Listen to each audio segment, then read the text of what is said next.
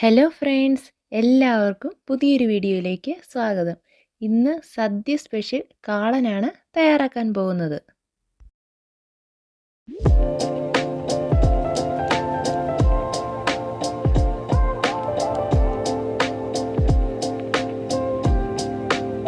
കാളൻ തയ്യാറാക്കുന്നതിനായി ഞാനിവിടെ ഒരു ചെറിയ കഷ്ണം ചേന, ഒരു ഏത്തക്കായ, 5 പച്ചമുളക് ഇത്രയും ചെറിയ കഷ്ണങ്ങളായിട്ട് മുറിച്ചെടുത്ത് വെച്ചിട്ടുണ്ട്.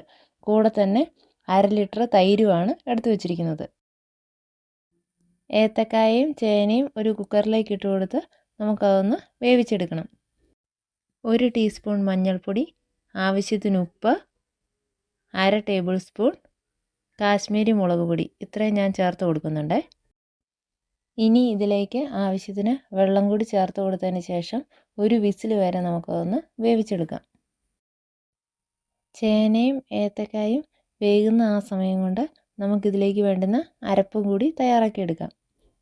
അരപ്പ് തയ്യാറാക്കുന്നതിനായി ഞാനിവിടെ ഒരു മിക്സിയുടെ ജാറിലേക്ക് കുറച്ച് ചിരകിയ തേങ്ങ എടുത്തിട്ടുണ്ട്. അതിലേക്ക് നമ്മൾ കുറച്ച് മുമ്പ് മുറിച്ച് മാറ്റി വെച്ചിരുന്ന പച്ചമുളക്, 5 പച്ചമുളക്, 2 ചെറിയുള്ളി, 3-4 വെളുത്തുള്ളി, 1/2 ടേബിൾ സ്പൂൺ കുരുമുളക്, 1/4 ടേബിൾ സ്പൂൺ ചെറിയ ജീരകം, നല്ല ജീരകം അതുകൂടി നമുക്ക് ചേർത്ത് കൊടുത്ത് ഒരു അല്പം തൈര്, ഞാനൊരു 3 ടേബിൾ സ്പൂൺ തൈര് കൂടി ചേർത്ത് കൊടുത്താണ് ഇത് അരച്ചെടുക്കുന്നത്.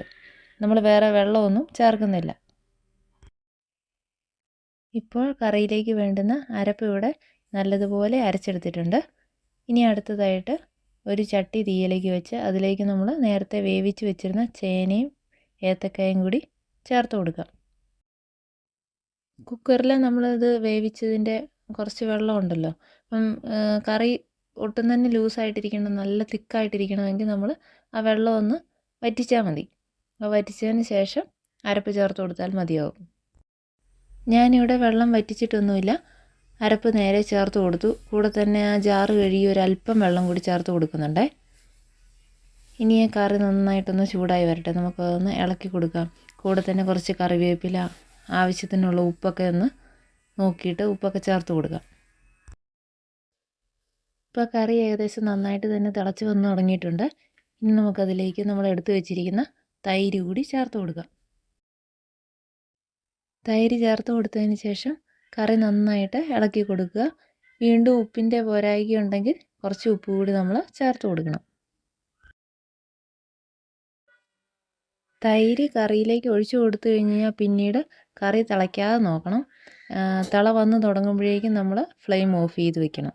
ലോ ഫ്ലെയിമിൽ വെക്കുന്നതാണ് ഏറ്റവും നല്ലത്, പെട്ടെന്നങ്ങ് തിളച്ച് പോകാതിരുന്നോളൂ.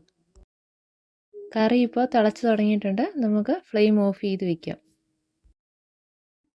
ഇനി കറിയിലേക്ക് നമുക്ക് കടുക് താളിച്ചൊഴിക്കാം. അതിനായിട്ടൊരു ചട്ടി തീയിലേക്ക് വെച്ച് കുറച്ച് വെളിച്ചെണ്ണയാണ് ഒഴിച്ചു കൊടുത്തിരിക്കുന്നത്. വെളിച്ചെണ്ണ ചൂടായി വന്നു കഴിയുമ്പോൾ അതിലേക്ക് കടുക്, ചുവന്നുള്ളി, വറ്റൽമുളക്, കറിവേപ്പിലയൊക്കെ ഇട്ട് അതൊന്ന് നമുക്ക് താളിച്ചെടുക്കാം. കടുക് താളിക്കുന്നതിൻ്റെ കൂടെ തന്നെ ഒരല്പം മഞ്ഞൾപ്പൊടി ഞാൻ ഈ എണ്ണയിലേക്ക് ചേർത്ത് കൊടുക്കുന്നുണ്ട്. അത് മറ്റൊന്നിനുമല്ല, കറിക്കൊരല്പം കളറ് കുറവാണെന്ന് തോന്നി, അതുകൊണ്ട് കുറച്ച് ചേർത്ത് കൊടുക്കുന്നതേ ഉള്ളൂ. അങ്ങനെ കടുക് താളിച്ചത് നമ്മൾ കറിയിലേക്ക് ചേർത്ത് കൊടുത്തിട്ടുണ്ട്. ഇപ്പോൾ സദ്യ സ്പെഷ്യൽ കാളൻ ഇവിടെ റെഡി ആയിട്ടുണ്ട്. നിങ്ങൾ ഇതുവരെ കാളൻ തയ്യാറാക്കി നോക്കിയിട്ടില്ലെങ്കിൽ തീർച്ചയായിട്ടും ഈ റെസിപ്പി ഒന്ന് ട്രൈ ചെയ്ത് നോക്കണേ. ഈ കറിക്ക് എപ്പോഴും ടേസ്റ്റ് കൂടുന്നത് തയ്യാറാക്കി ഒരു ദിവസത്തിന് ശേഷം കഴിക്കുമ്പോഴാണ്. ഈ വീഡിയോ നിങ്ങൾക്ക് ഇഷ്ടമായെങ്കിൽ വീഡിയോ ഒന്ന് ലൈക്ക് ചെയ്യുകയും ഷെയർ ചെയ്യുകയും ചാനലൊന്ന് സബ്സ്ക്രൈബ് ചെയ്യുകയും കൂടി ചെയ്തേക്കണേ. See you again. Thank you.